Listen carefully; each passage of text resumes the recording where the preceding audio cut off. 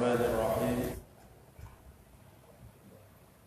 إلى حضر الحمد لله نحمده ومن سيئات أعمالنا. أشهد أن لا إله إلا الله وحده لا شريك له، وأشهد أن سيدنا محمدا عبده ورسوله. اللهم صل وسلم على سيدنا محمد مفتاح باب رحمة الله، عدد ما في علم الله، صلاة وسلاما دائمين بدوام ملك الله، وعلى آله وصحبه عدد كل ذرة ألف مرة. سبحانك لا علم لنا إلا ما علمتنا إنك أنت العليم الحكيم. رب اشرح لي صدري ويسر لي أمري واحلل عقدة من لساني يفقه قولي، ولا حول ولا قوة إلا بالله العلي العظيم. أعوذ بالله من الشيطان الرجيم.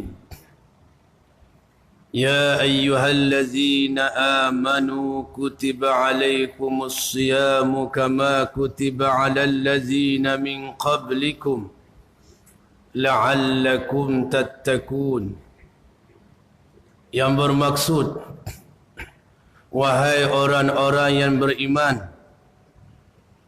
difardukan ke atas kamu akan ibadah puasa sebagaimana difardukan ke atas umat-umat yang terdahulu daripada kamu. Mudah-mudahan dengan ibadat yang tersebut membawa kamu akan takut kepada Allah Subhanahu wa taala, membawa kepada bersifat kamu dengan sifat-sifat takwa yang dapat mendekatkan diri kamu kepada hadrat Allah Subhanahu wa taala. Alhamdulillah, kita pada hari ini telah masuk hari yang ke-22 daripada bulan Ramadan Al-Mubarak, dengan makna dah 22 hari dah kita tak makan, tak minum dan tak melakukan perkara-perkara yang membatalkan akan ibadat puasa kita di siang hari. Dan dah 22 hari dah kita berada di dalam suatu bulan yang disabdakan oleh baginda Nabi sallallahu alaihi wasallam, awwaluhu rahmah wa awsatuhu maghfirah wa akhiruhu itqun minan nar. Bulan yang permulaannya rahmat kasih sayang daripada Allah Subhanahu wa taala dan pertengahannya keampunan daripada dosa dan akhirnya penutup pemerdekaan daripada api neraka. Mudah-mudahan segala makna-makna yang tersebut kita dapat raih dan kita dapat capaikan selama kita berada di sepanjang madrasah Ramadan Al-Mubarak ini. Maka jikalau kita melihat ta'rifat yang dibuat oleh ulama, yakni ulama fuqaha, ulama fiqh tentang ibadat puasa, ialah sepanjang bulan Ramadan ni di mana-mana orang banyak bercakap tentang ibadat puasa. Kalau tausiah banyak cara bab puasa, jarang lagi cara bab haji atau bab umrah. Malaikat kalau pengajian kitab tu lain lah, disambung dengan kitab dia tu. Tapi kalau khusus panggil kuliah, panggil tazkirah, panggil kuliah, panggil tazkirah, tiba-tiba tak lagi bahan semaya, pergi cara bab masalah umrah ataupun haji dalam bulan Ramadan. Maka orang kata, kat mana dia ni cara bab umrah dengan haji, orang cara bab puasa. Jadi kita pergi mana-mana daripada awal bulan Ramadan ni Seburang ke masjid ke di mana-mana bila cara bab puasa, cakap bab puasa. Mungkin sebahagian daripada kita seolah-olahnya arif dah tentang ibadat puasa. Alhamdulillah, waktu yang dikendaki. Yang ni kita melakukan amal dalam keadaan kita mengetahui. Dalam kita mengenali apa yang kita laksanakan, mudah-mudahan dia menepati kepada sempurna.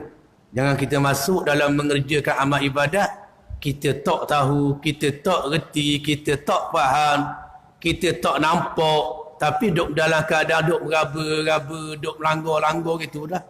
Berdegung-berdegang, duk jalan. Maka kalau orang yang faham, dia berjalan keadaan tenang. Tapi kalau orang tak reti, duk main kiri, duk main kanan, duk langgar depan, duk langgar ke belakang, duk paling kiri, duk paling kanan-kanan apa, sebab tak tahu ni ke mana arah tuju, mana keadaan, cara nak buat dan sebagainya. Kerana itu kalau kita melihat di dalam kitab-kitab fiqh yang disusun oleh para ulama kita, di antara syarat-syarat bagi amal iaitulah mengetahui.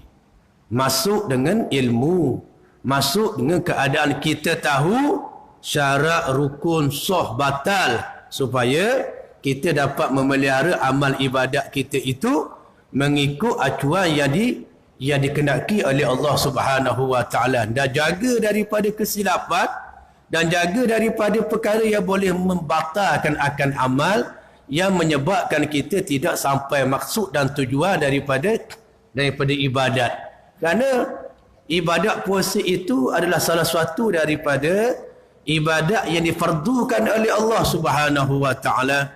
Faham? Salah satu daripada rukun Islam kita yang kita sedia maklum, yang kita sedia tahu. Kalau membatalkan ataupun kita menafikan akan kefarduan ibadat puasa Ramadan, maka tak mustahil membawa kepada terjatuhnya akidah murtad wal iyazubillah.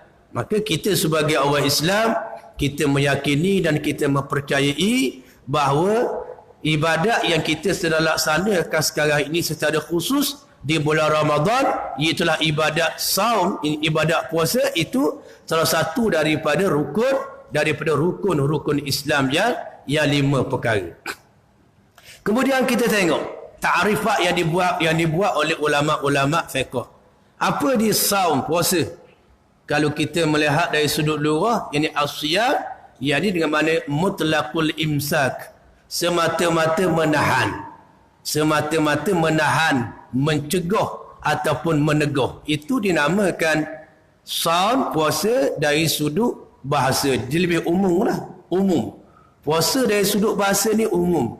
Tetapi kalau kita melihat saum, puasa dari sudut fiqh, iaitulah al-imsak an muftirin. Al-imsak an muftirin min tulu'il fajri ila ghurubi syamsi.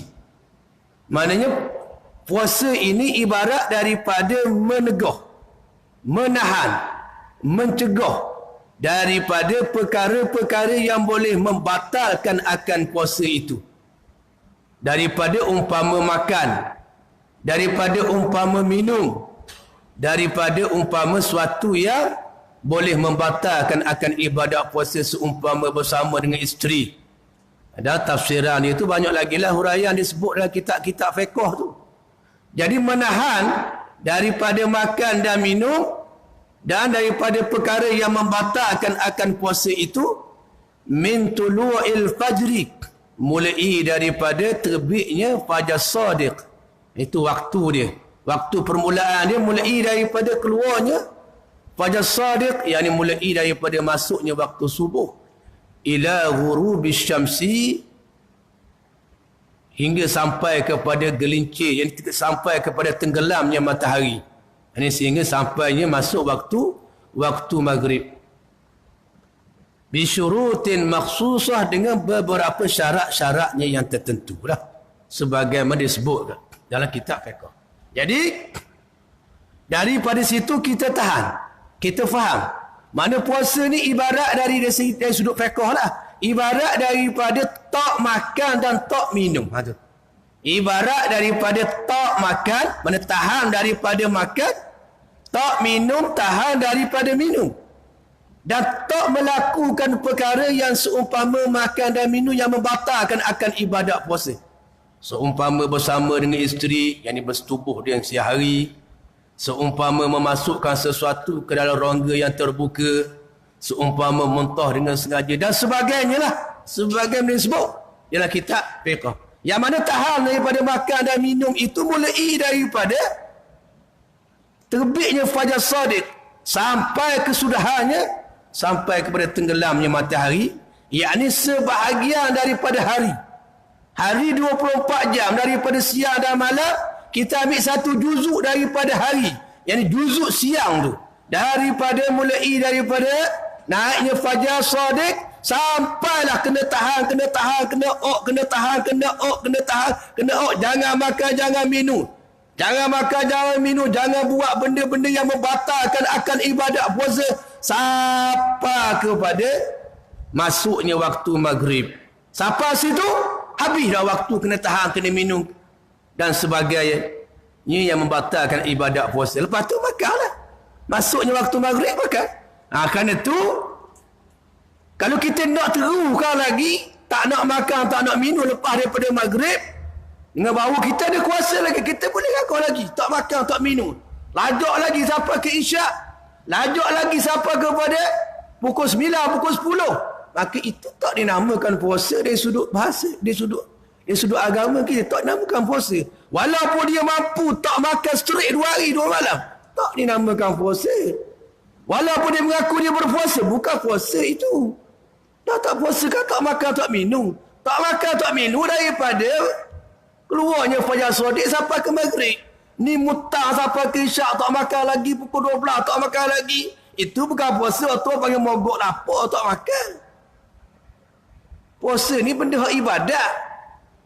Sebagaimana semayang kita, tak boleh kita nak pandai-pandai gitu. Aku nak tahu subuh ini 5 rakaat. Muka gagah, muka 2 rakaat rengang, sangat nipis. Tak boleh begitu. Kita kena menerima amal. Dia salah satu daripada ibadat itu lita'abbud.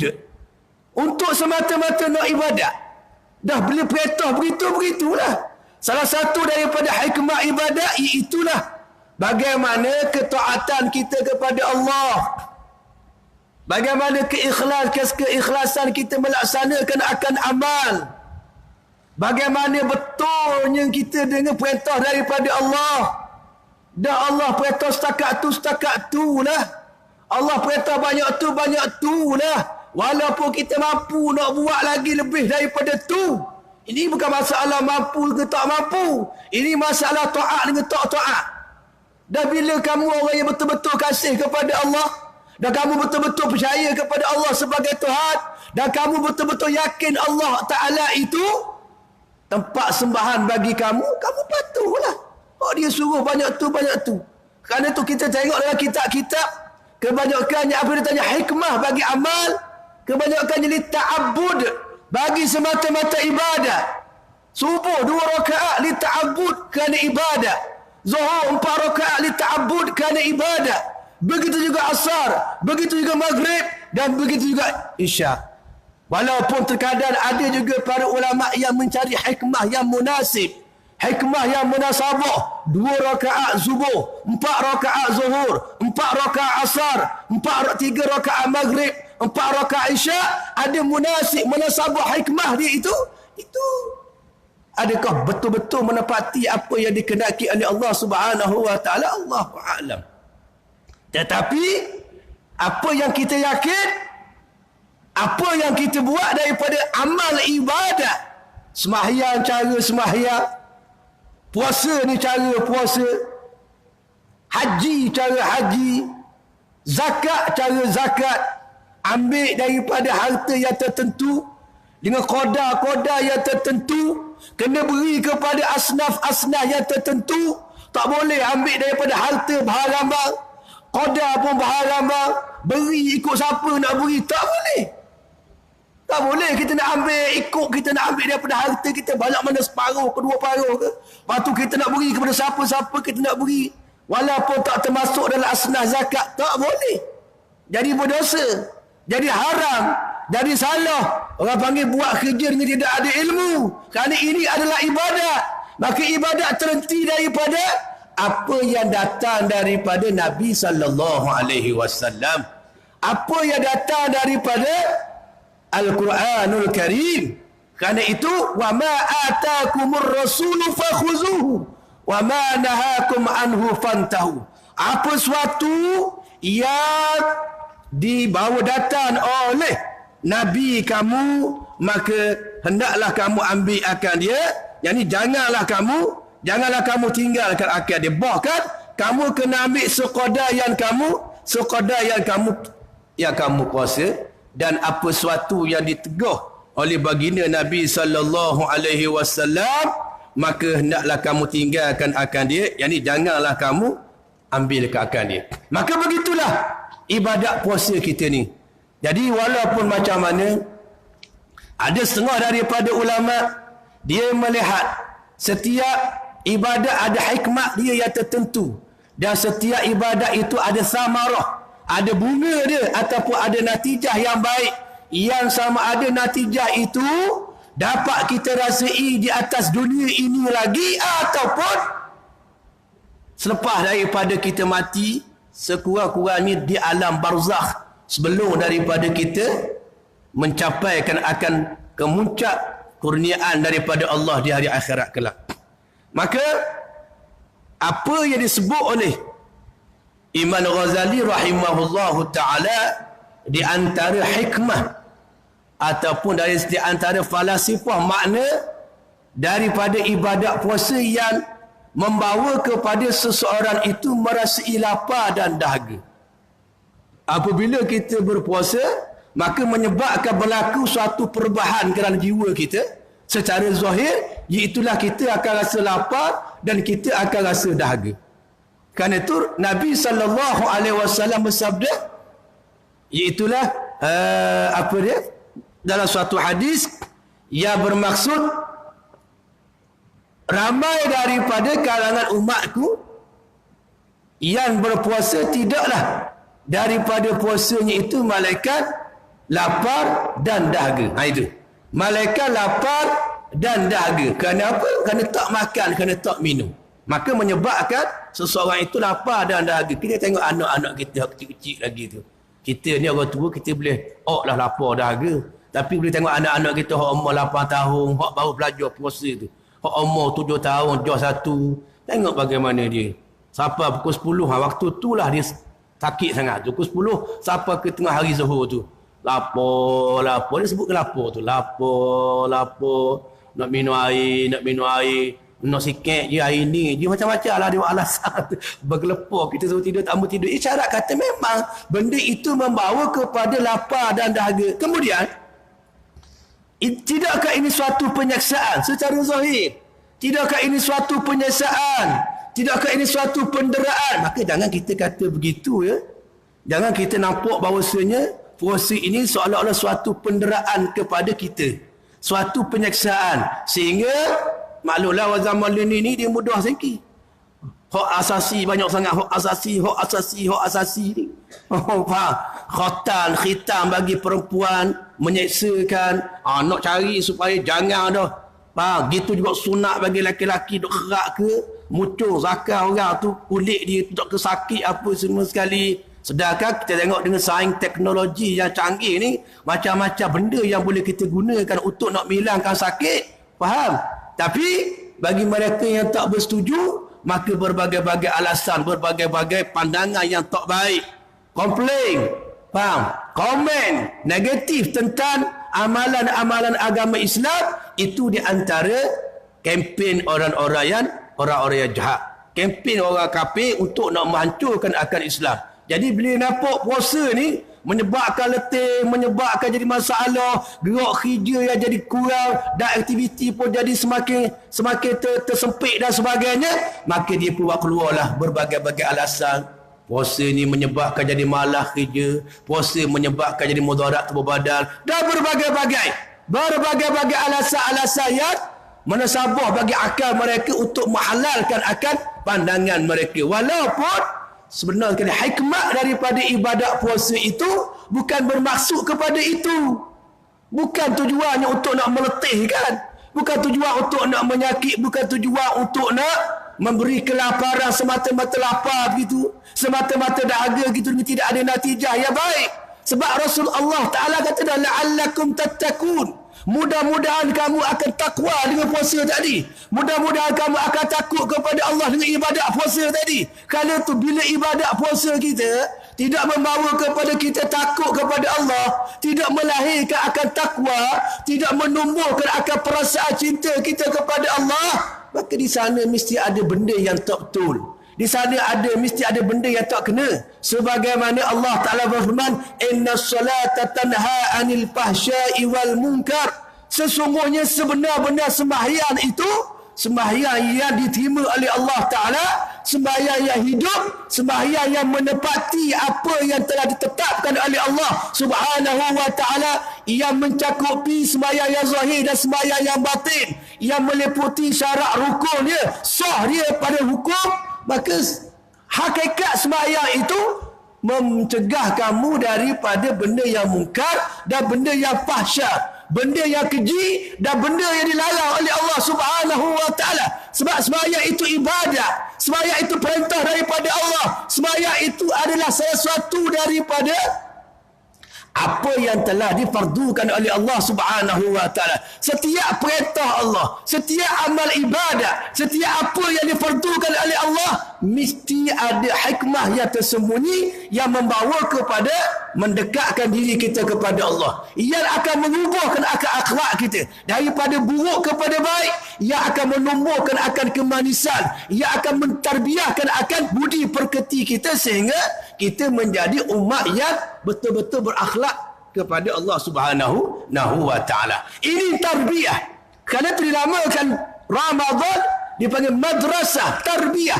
Tarbiyah ni ibarat daripada proses untuk memperbaikikan akan akhlak seseorang tu.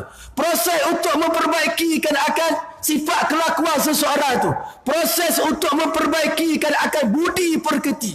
Masuk bulan Ramadan, sebulan training dalam bulan Ramadan, dia akan melahirkan suatu akhlak yang indah, suatu budi perketi yang comel, suatu tingkah laku yang baik. Keluar daripada Ramadan dalam keadaan akhlak dah jadi baik, dalam keadaan hati semakin dekat dengan Allah, dalam keadaan iman semakin tebal, dalam keadaan amal ibadat semakin cantik, dalam keadaan keyakinan kepada Allah semakin kuat.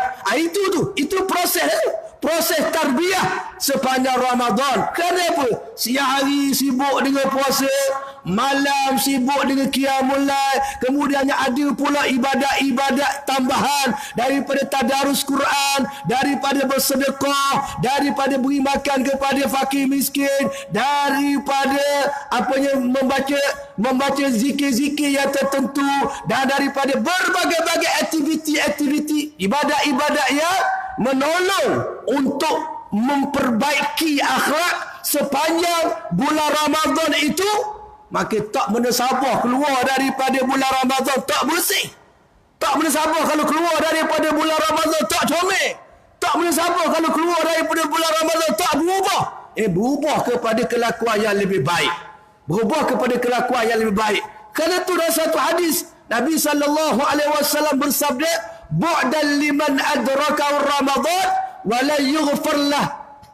Maknanya jauh seseorang yang mendapat akan bulan Ramadan, dapat dah bulan Ramadan ni. Seumpama kita ni, dia panggil dapat dah bulan Ramadan ni, bahkan kita berada pada juzuk yang akhir, suluh yang akhir, 1/3 akhir daripada bulan Ramadan.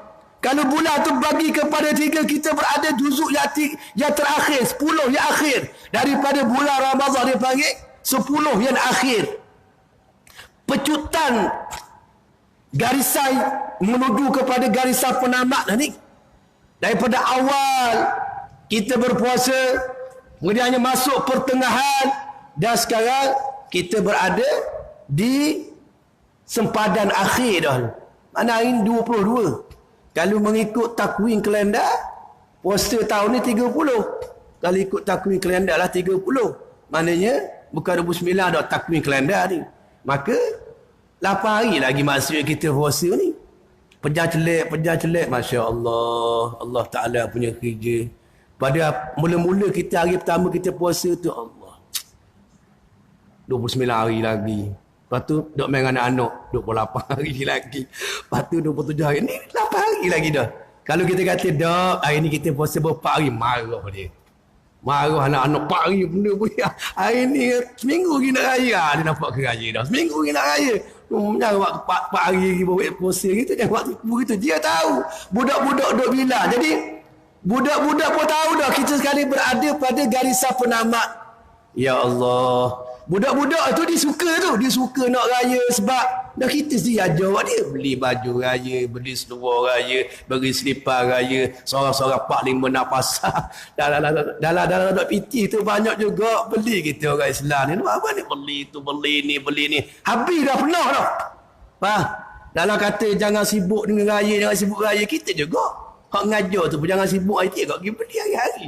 Dah habis dah beli dah orang ni. Tak rasa kayak gini kan lewat kan. Tak dah lah, habislah, begitulah, beginilah. Nah iyalah nak macam mana. Kita berada pada zaman orang yang bukan sangat penting kepada amal ibadah. Kerana tu hari-hari buat tazkirah. Faham? Kalau masjid ni penuh, maka Alhamdulillah macam masjid Tokku kita di antara masjid yang orang kata sepanjang Ramadan ni masjid yang paling aktif. Masjid yang paling banyak aktiviti. Faham? Dengan qiyamul lailnya, dengan kuliah subuhnya, dengan kuliah duhanya, dengan apa benarnya tarawihnya, dengan kuliah sebelum Jumaatnya. Alhamdulillah, ini suatu pendekatan yang begitu baik, memberi manfaat kepada masyarakat sekitar, sehingga masyarakat tahu kalau mau lagi berdengar pergi situ, kalau mau dengar waktu duha pergi sini, kalau mau dengar sini gini. Jadi alhamdulillah. Tetapi masyarakat ni begitulah. Kita beri maklumat, kita beri nasihat, kita beri apa semua sekali. Bagi mereka yang sekadar dengar, tu dengarlah. Hak tak ambil peduli ke? Dalam orang larang, jangan mengupak ketika puasa, mengupak juga. Jangan mencela orang ketika puasa, mencela juga. Jangan maki orang ketika puasa, maki juga. Jangan balah ketika puasa, balah juga. Jangan tengok benda maksiat ketika puasa, tengok juga. Jangan buat benda tak molek ketika puasa, buat juga. Bukanlah orang tak beritahu. Bahkan kadang satu kuliah tu hak tulis je cakap. Minggu lepas ustaz ni cakap ada muka kuliah tak ada tajuk. Nak beri tajuk memang takut tak lepas, pakai serah gitu je. Kadang-kadang berulang benda yang tulis. Tetapi dah ni hak tulis pun mau tak ikut apa tadi kata tak tulis. Tiap-tiap minggu larang jangan mengupak, mutang mengupak juga. Mungkin puasa lagu mana begitu.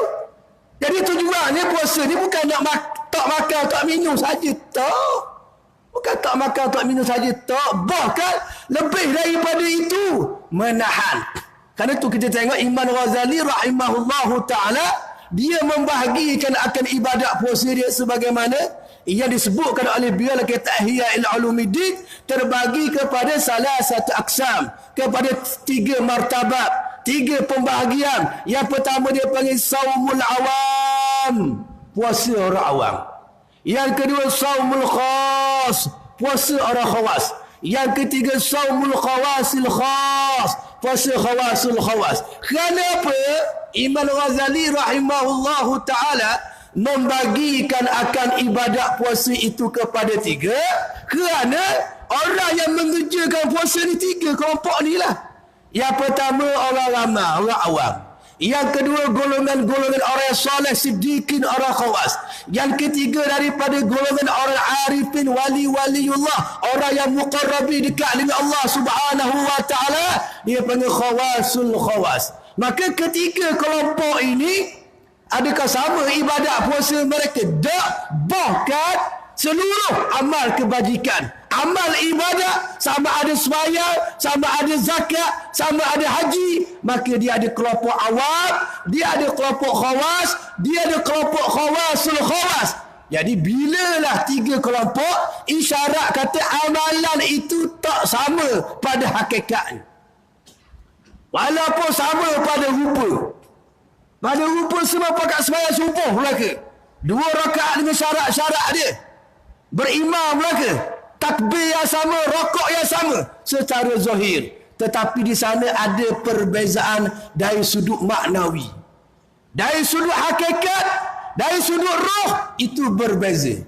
Dari sudut mulahazah, dari sudut hati itu mungkin berbeza. Ada mereka yang ali, ada mereka yang sufli, ada mereka yang tinggi, ada mereka yang rendah, ada mereka yang hudur, ada mereka yang ghaflah lalai, ada mereka yang musyahadah, ada mereka yang mahjub terhijab. Maka begitu juga ibadah puasa. Maka kita tengok bagaimana Imam Ghazali rahimahullahu ta'ala menyebut tentang amalan puasa. Apa dia? Yang pertama, iaitulah ibadat puasa yang dinamakan sebagai al-awam, ibadat puasa orang yang awam. Ataupun dipanggil juga saumus syariah, ibadat puasa syariat. Orang duduk pada makan syariat. Apa dia? Iaitulah ayyamsak anil ma'kulati wal mashrubat wa an wiqa'in nisa' fin nahar. Itu ibarat daripada seseorang yang menahan perut dia daripada tak makan, tak minum dan daripada bersama dengan isteri dia pada siang hari. Itu dinamakan puasa orang yang awam ataupun puasa martabat syariat. Semata-mata tak makan. Mana dia tak makan hari ni? Hari ni hari yang ke-22 kan kita puasa bulan Ramadan. Dan orang tak tahu gitu. Gitu dia. Jadi tak makan, tak minum. Tak makan, tak minum. Siang hari daripada subuh sampai kepada maghrib. Hak tu hak aku mengaji, takut mengaji lain tak tahulah. Hak aku mengaji gitulah. Kalau mengaji sebelum subuh, lepas daripada garik tak makan lagi tu, Allahuakbar. Hak aku duk mengaji gitulah. Itu dia tak makan, dia tak minum di siang hari daripada sebab dia berpuasa. Kemudian serta dia melepaskan akan segala jawarih dalam perkara yang dimurkai oleh Allah Subhanahu wa taala. Sedangkan perkara-perkara yang lain daripada anggota-anggota dia tak cara, dia tak peduli. Anggota-anggota dia tu dia tak peduli. Muka makan dan minum ni kok mulut cuma dia jaga mulut, jaga perut. Jangan makan, jangan minum. Jangan makan, jangan minum sepanjang siang hari. Lepas tu hak lain dia tak kisah. Mata dia tak peduli, telinga dia tak peduli, kaki dia tak peduli, tangan dia tak peduli, farak dia tak peduli, akal dia tak peduli. Itu yang kita tengok berlaku juga maksiat di bulan Ramadan tu. Dan terkadang ujian tu datang kepada kita. Kita sendiri yang duk dengar ni. Dan kita sendiri yang duk mengajar orang ni. Terkadang mari musibah tu. Mari ada mengumpat. Mari sedar memaki korang. Mari sedar-sedar pergi cakap pelawak. Mari sedar tengok benda maksiat di dalam bulan Ramadan ni. Dalam kita duk mengajar korang ni, puasa orang awal ni dia hanya tak makan tak minum je. Lepas tu hak lain ikut nak buat lah. Ini puasa yang tak diterima oleh Allah. Kita duk kebur korang tu. Puasa orang terhijab, puasa orang tertipu, puasa hanya semata-mata penting kepada perut. Tak fikir perintah daripada Allah Ta'ala. Dia ingatkan dengan tak makan tak minum tu susah lah tu. Walau tak susah. Kalau mu tak makan tak minum, tetapi mu tak jaga anggota mu daripada maksiat derhaka kepada Allah, puasa tu dia tak pergi kepada maksud la'allakum tattaqun tu. Saya takut kamu kepada Allah. Puasa yang nak membawa takut kepada Allah ni, ketika kita puasa tu lah keadaan takut dah kepada Allah. Dia takut kepada Allah lagu mana duk derhaka kepada Allah ni? Derhaka apa tak makan tak minum? Derhaka lah mu walaupun tak makan tak minum, tapi mu duk tengok kemaksiat tu. Mata mu apa tak jaga? Telinga mu apa tak jaga? Tangan mu apa mu tak jaga? Kaki mu apa mu tak peduli? Dah kena jaga ke? Kena jagalah. Dah puasa. Dah puasa kat mana menahan? Dah pihak ke menahan makan minum je, lepas tu lain bebas. Kalau bebas gitu, panggil tak membawa takut kepada Allah. Macam mana rupa derhaka membawa takut kepada Allah? Tidak. Orang yang takut kepada ni Allah dia orang jaga. Jaga seluruh. Mana kuasa puasa dia meliputi zahir dan batin. Kan itu kata seorang ulama, ya ayyuhallazina amanu kutiba alaikumusiyam. Hei orang-orang yang beriman, difardukan ke atas kamu akan puasa. Difardukan ke atas kamu puasa ay zahiran wa batinan. Puasa yang zahir, puasa yang batin. Apa dia puasa? Menegah, mencegah, menahan diri. Menahan diri, maka kalau makan minum, menahan daripada makan dan minum. Nisbah dengan perut, nisbah dengan mata pula, menahan daripada melihat benda yang mungkar. Nisbah dengan mulut, menahan daripada berkata benda yang mungkar. Nisbah dengan telinga, menahan daripada mendengar perkara yang mungkar. Nisbah dengan tangan, menahan daripada pegang benda yang mungkar. Nisbah dengan kaki, menahan daripada berjalan tempat yang mungkar. Itu maksud kata puasa. Menahan, mencegah. Jadi daripada benda yang mungkar, benda yang ditegah oleh Allah Subhanahu wa ta'ala, zahiran wa batinan, pada zahir dan pada batin. Itu. Kerana itu Rasulullah bersabda, kam min sa'imin laisa lahu min siyamihi illa al-ju' wal 'atash. Berapa ramai daripada orang yang berpuasa tapi tidaklah ada apa-apa daripada puasa dia tu malaikat lapar dan dahaga. Sebab dia faham puasa dia tak makan tak minum sehari, sekadar tu je. Sedangkan yang lain dia tak jaga, dia tak peduli. Maka Nabi kata puasa sekarang ni lapar dan dahaga. Sebagaimana kita tengok, kalau kita buat perbandingan, orang yang bukan Islam, non-Muslim, dia meditas, dia apa dia panggil, dia punya yoga dia ataupun dia punya latihan dia, maka amalan dia jarang makan siang hari, dia pun tak makan juga. Maka kesan daripada dia tak makan tu, dia akan merasa lapar, dia akan merasa dahaga. Dia nak makan, maka Tok Wei kata jangan makan sepanjang siang hari, tak makan. Dia nak minum, Tok Wei kata jangan minum sepanjang siang hari, tak minum. Menyebabkan dia terpaksa menahan daripada lapar dan dahaga. Maka bagi lapar dan dahaga, maka rasa lapar dan dahaga mereka itu dengan orang yang berpuasa secara syarak lebih kurang. Dia tak makan, tak minum, tak lapar lah. Maka dengan semata-mata begitu, tidak ada beza di antara dua tadi. Maka pada hakikatnya beza. Kerana ini adalah perintah daripada Allah, ada syarat masyru' dia. Ada rukun, ada niat, ada hikmah, ada rahsia, ada sah, ada batal, diberi pahala, dijauhkan daripada azab. Ada adab, ada akhlak. Hak dalam Islam ni. Ini kerana tu tak bolehlah kita kata bahawasanya di dalam amalan orang Islam ini ada juga amalan hak seumpama orang kafir. Amalan Islam dia suku sebab datang daripada Allah. Orang kafir dia akan fikiran diri dia fikir. Dan kadang ada keang daripada pendeta-pendeta dia, ulama-ulama dia ataupun pembesar-pembesar dia.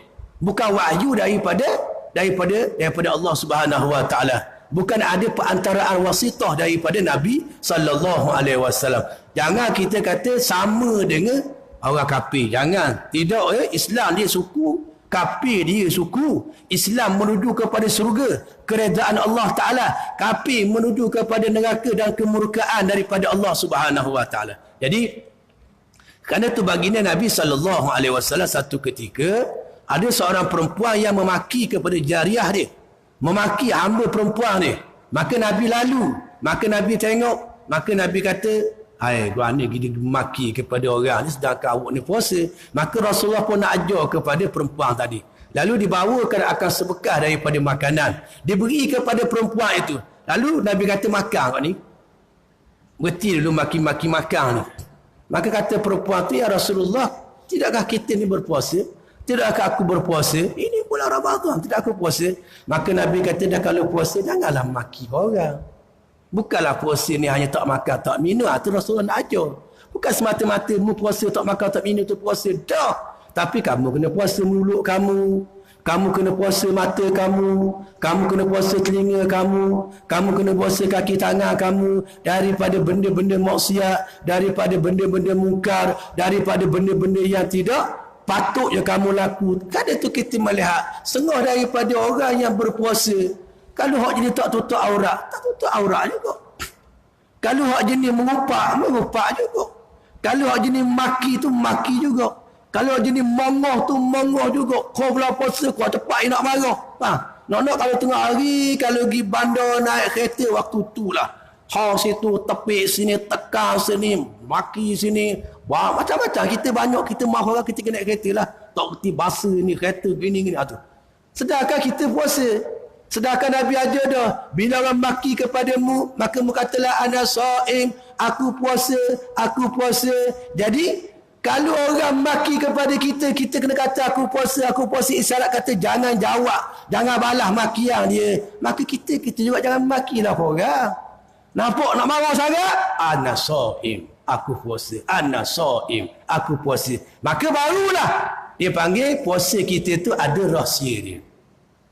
Puasa kita tu ada kedudukan yang betul di sisi Allah Subhanahu wa taala. Itu dia panggil puasa syariat. Dan yang kedua dia panggil saumut tariqah. Puasa orang tariqah. Yang puasa orang yang sudah ada jalan secara khususiyah menuju kepada Allah Subhanahu wa taala, iaitu fahwa an yamsak fi jami'i a'dha'ihi al-muharramati wal manahi wal zamaim zahiran wa batinan. Fa kulluha yubtilu saumat tariqah. Puasa orang tariqah ini iaitulah di samping mereka menahan perut daripada makan dan minum, mereka juga menahan sekalian anggota dia. Mana anggota yang 7 lah? Mata, telinga, mulut, tangan, kaki, perut, faraj, kemaluan. Tu. Dia menahan daripada perkara yang diharamkan oleh Allah Subhanahu wa taala. Ikutlah. Perkara yang diharamkan oleh Allah Taala di sebuah mata, melihat, dia cegah. Perkara yang diharamkan oleh Allah di sebuah lidah berkata, dia tahan. Perkara yang diharamkan Allah di sebuah telinga mendengar, dia sekat. Perkara yang diharamkan oleh Allah di sebuah kaki berjalan, dia sekat, dia tahan. Perkara yang diharamkan oleh Allah di sebuah tangan berpegang, dia tahan, dia sekat. Itu dinamakan puasa orang yang ahli suluk. Ataupun dia panggil saumul khas, puasa orang khas. Dia panggil saumun nafsi, puasa nafsu. Faham? Mencekat nafsu dia tu daripada perkara-perkara yang mungkar, perkara-perkara yang dilarang, perkara-perkara yang dicegah oleh Allah Subhanahu wa taala. Hak atas tadi dia panggil saumul batni, puasa perut je. Ataupun saumul jasad, puasa jasad saja. Hak ni dia panggil saumul nafsi, puasa nafsu. Cekak saham. Hak ni jarang orang. Kita kau puasa lapar, kau cepat kita nak marah. Kau lapar, kau cepat kita serabut. Kau lapar, kau cepat darah kita naik. Kau lapar, kau cepat kita nak putusan yang tak betul. Faham? Kenapa? Sebab kita tidak memelihara akan puasa tariqah tadi. Maka puasa tariqah inilah hak insya-Allah la'allakum tattaqun. Mudah-mudahan kamu takutkan akan Allah. Di bulan puasa ni kita kena tambah kesabaran kita lebih daripada bulan-bulan yang lain. Mudah-mudahan dengan kita jaga segala anggota-anggota kita ni, di samping tak makan tak minum, kita keluar daripada bulan Ramadan, kita akan mendapat bateri yang baru, cas yang baru kepada roh kita, kepada akhlak kita, kepada jalan untuk kita sampai kepada Allah Subhanahu wa taala. Setengah daripada orang yang baik, orang yang soleh, sepanjang bulan Ramadan ni, dia tak tengok benda-benda yang Allah Ta'ala mungkar. Terkadang kita ni memanglah, kita tak keluar. Aku bulan puasa ni aku tak mau keluar. Banyak nak uzlah, banyak nak duduk rumah.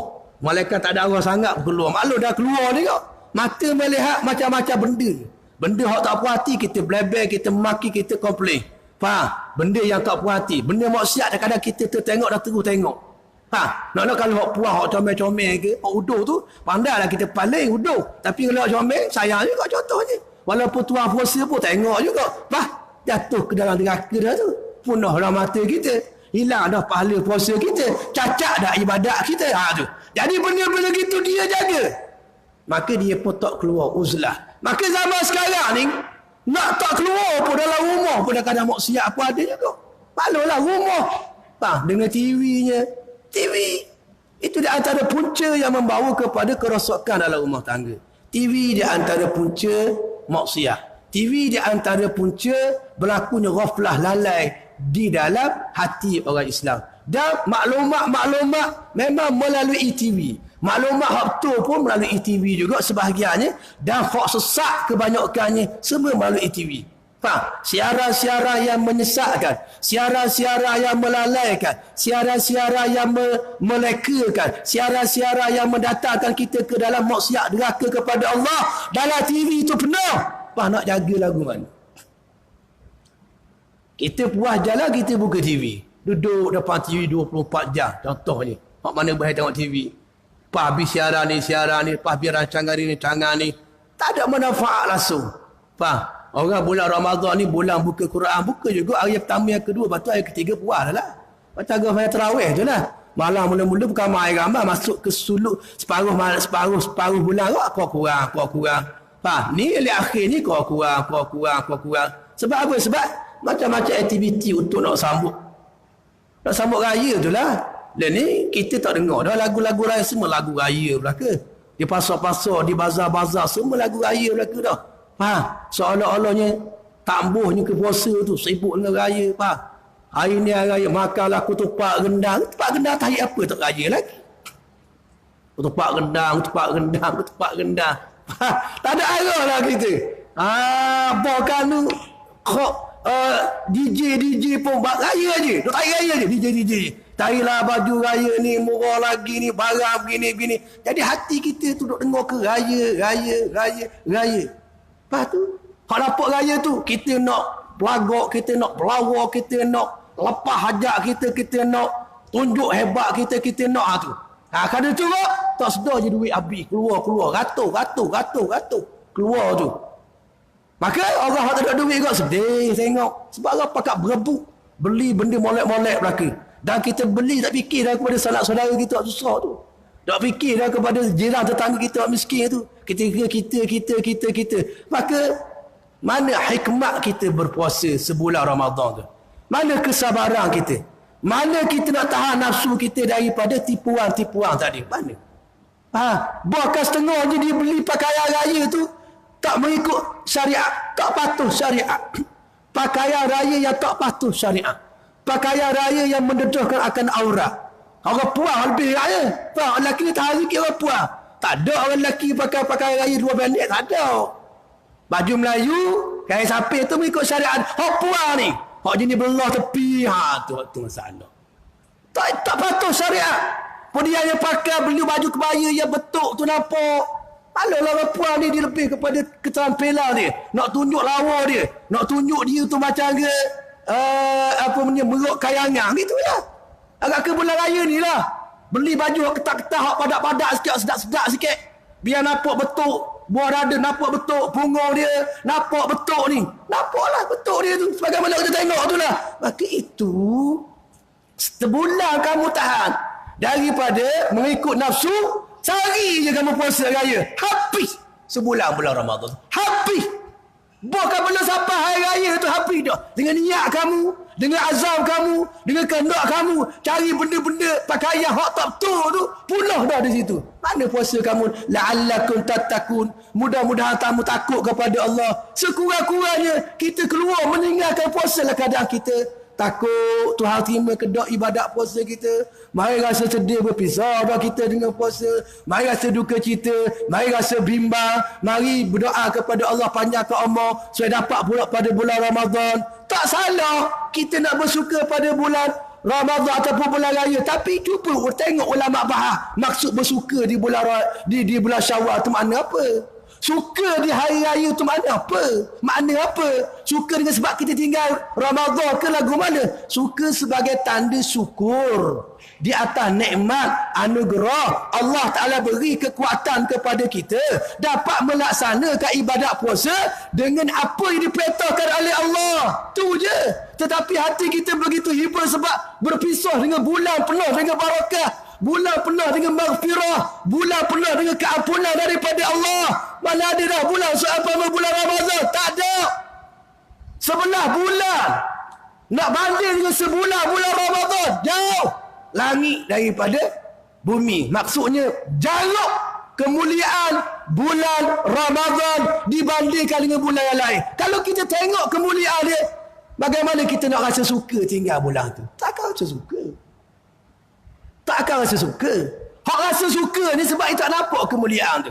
Dia nampak bulan hari raya tu hari yang mulia. Hari raya, hari yang mulia. Tu dia sebut. Hari raya, hari yang mulia. Hari kita bersukaria. Bersukaria.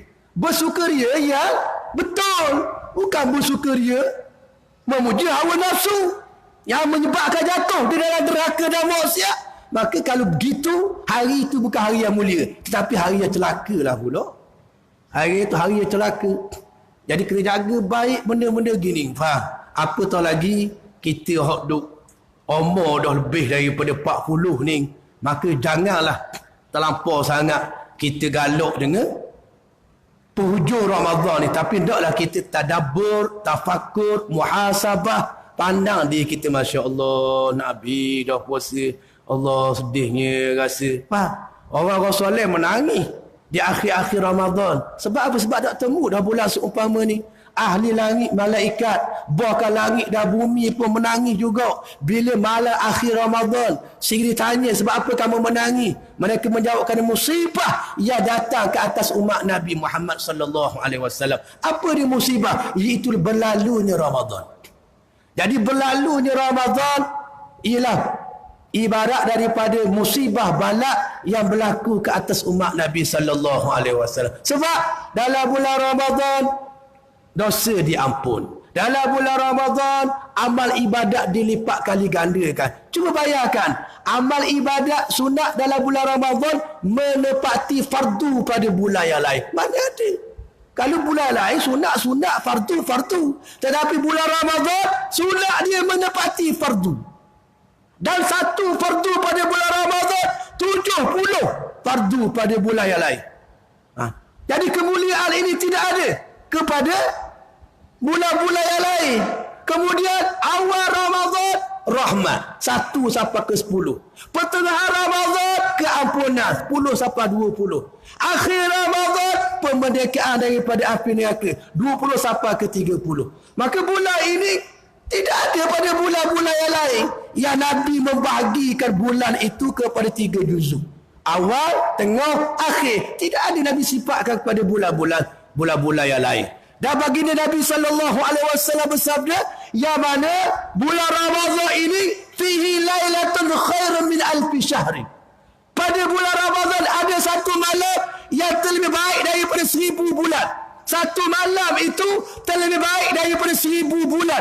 Amal ibadat yang menepati pada malam itu, ikutlah amal apa yang kita buat. Sama ada sembahyang, lebih baik daripada 1000 bulan. Zikir, lebih baik daripada 1000 bulan. Baca Quran, lebih baik daripada 1000 bulan. Solawat, lebih baik daripada 1000 bulan. Bersedekah, lebih baik daripada 1000 bulan. Waktu tu banyak mana tak tahu, lebih baik daripada 1000 bulan. 83 tahun. Jarang orang boleh umur 83 tahun. Kalau ada pun umur 83 tahun, nepek tika dah kita kata. Nyanyok pun nyanyok dah. Macam-macam penyakit dah. Nak sembahyang tak lepas dah. Contohnya. Hak sihat tu sihat lah. Tapi kebanyakannya begitulah. Jadi Allah Ta'ala beri tiap-tiap tahun kepada kita umur 83 tahun. Tiap-tiap tahun ada waktu menepati umur 83 tahun. Ni sekarang kita berada pada waktu ni. Rasulullah sallallahu alaihi wasallam bersabda, carilah Lailatul Qadar pada 10 yang akhir daripada bulan Ramadan. Biarlah orang kata kita pencari Ramadan pun tak apalah. Pencari Lailatul Qadar tak apalah. Memang kita pencari Lailatul Qadar. Memang kita pencari kelebihan. Memang kita cari fadail, kemuliaan. Sebab kita martabat orang awam ni, nak kepada umpan, nak kepada ganjaran, nak kepada bonus, nak kepada berbagai-bagai gandaan dalam amal, barulah bangkit untuk buat amal. Sebab kita tak rasa kemarisan amal ibadat tu yang perlu kepada umpan tu. Tapi bagi orang arif billah, mereka bukan pencari Ramadan, mereka bukan pencari Lailatul Qadar, kerana mereka sentiasa berada di dalam makna Ramadan. Mereka berpuasa sepanjang hayat. Kita puasa pada bulan Ramadan. Sebab apa? Sebab kita puasa tak makan tak minum je sepanjang Ramadan. Lepas tu kita makan kita minum, Ada pun orang Arabilah ni, dia puasa sepanjang hayat dia. Sebab puasa dia ibarat daripada menahan diri daripada kemurkaan Allah. Tu sepanjang lah. Menahan diri daripada kemurkaan Allah sepanjang lah. Siang hari dia puasa, malam hari dia puasa. Dia panggil puasa sepanjang zaman. Kalau sembahyang sepanjang zaman. Sebab sembahyang bagi dia ibarat daripada rokok sujud hati di hadrat Allah Ta'ala. Bukan rokok sujud pada waktu-waktu yang tertentu. Kita rokok sujud zuhur, subuh, asar, maghrib, zuhur, isyak, 5 kali sehari. Kita rokok sujud di hadrat Allah Subhanahu Wa Ta'ala. Tetapi dia rokok sujud sa'ah bisa'ah, 1 saat demi 1 saat, napah demi napah. Sebab maksud dia berada di hadrat Allah Subhanahu Wa Ta'ala, tidak pernah lupa, tidak pernah lalai daripada Allah Subhanahu Wa Ta'ala. Dan yang ketiga, martabat ibadat puasa dia panggil saumul khawasil khasi. Puasa khawasul khawas dia panggil saumul haqiqah, puasa orang hakikat. Ini setinggi-tinggi puasa. Apa dia puasa hakikat? Imsakul qalbi an mahabbati ma siwallah. Itu puasa orang hakikat ni ibarat daripada dia tahan hati dia daripada kasih cinta kepada selain Allah. Dia tahan hati dia daripada tafakur ingat hadir akan selain daripada Allah. Dia panggil saumul qalbi, puasa hati. Jadi puasa ada 3, puasa jasad, puasa nafsu, puasa hati. Puasa jasad orang awam, puasa nafsu orang tariqah, dan puasa qalbi, puasa hati orang hakikat. Dia tak makan, tak minum, perut dia jaga anggota yang zahir daripada maksiat, hati pun jaga daripada memikir, musyahadah, memandang, rasa selain daripada Allah. Hati dia sentiasa dengan Allah Subhanahu Wa Ta'ala. Tak mikir langsung benda dunia, benda syahwat, benda-benda yang Allah tak larang. Tidak, semata-mata Allah. Sebab dia berada di dalam hadrat Tuhan. Dengan makna dia duduk pada martabat qurbi, martabat pendekatan dengan Allah Subhanahu Wa Ta'ala. Hati sentiasa tawajuh ke hadrat Allah. Hati sentiasa musyahadah pada Allah. Hati sentiasa muraqabah dengan Allah Subhanahu Wa Ta'ala. Jadi bila hati itu comel, maka segala anggota-anggota akan jadi sakinah. Anggota-anggota akan dikhusyuk. Anggota-anggota akan ditadarruk. Khusyuk, merendah diri, tadarruk di hadapan Allah Subhanahu Wa Ta'ala. Dan ketika dia berbuka dengan cara yang betul, dengan adab orang berbuka puasa. Bukanlah makan makanan yang syubhat, bukan makan yang terlampau banyak, bukan makan yang bermewah-mewah. Sebab dia tahu bukan maksud dia berpuasa ini ibarat daripada tak makan tak minum, tetapi ibarat daripada dia beradab dengan Allah Subhanahu Wa Ta'ala. Jadi kalau makan mewah tu panggil tak beradab dengan Tuhan. Apatah lagi makan buka dengan benda syubhat, lagilah tak beradab dengan Allah. Apatah lagi buka dengan benda yang haram, lagilah tak beradab dengan Allah.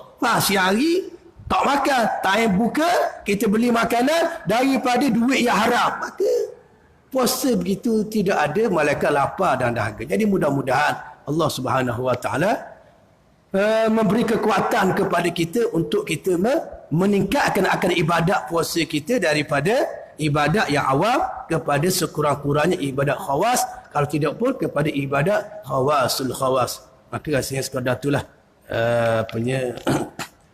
kuliah pada pagi ini, dan mudah-mudahan memberi manfaat kepada kita. Walaupun ada banyak kekurangan dan kesilapan, mohon diampun, dimaaf daripada hujung kaki sampai kepada hujung rambut. Dan kita berdoakan kepada Allah Subhanahu Wa Ta'ala supaya Allah Ta'ala mentarbiahkan kita dengan ibadat puasa yang kita berada di dalamnya ini, yang cuma tinggal 8 hari lagi. Gunalah kesempatan 8 hari ini untuk kita mempertingkatkan akan amal ibadat kita. Mempertingkatkan, sebab Nabi sendiri pun 10 yang akhir Nabi mempertingkatkan amal ibadat. Mana tak sama Rasulullah Sallallahu Alaihi Wasallam di awal puasa, tengah puasa, di akhir. Nabi di akhir Nabi gerak belaka. Anak-anak apa benarnya, isteri dia bangun buat ibadat qiyamul lail. Maka qiyamul lail itu macam-macam. Maka sebahagian daripada orang kita dia buat dengan sunat tasbih, setengahnya tadarus Quran. Itu ikutlah, tidak ada ketentuan yang tetap daripada syarak. Nak buat lagu mana, apa yang penting kita menghidupkan akan malam kita dengan amal ibadat secara berjumuah ataupun secara infirad, secara perseorangan. Mudah-mudahan Allah Subhanahu wa taala menjadikan akan kita setengah daripada hamba yang diterimakan akan ibadat puasanya zahiran wa batinan. Aqulu qawli hadza sallallahu alaihi wasallam Muhammadin wa ala alihi wa sahbihi wasallam walhamdulillahi rabbil alamin.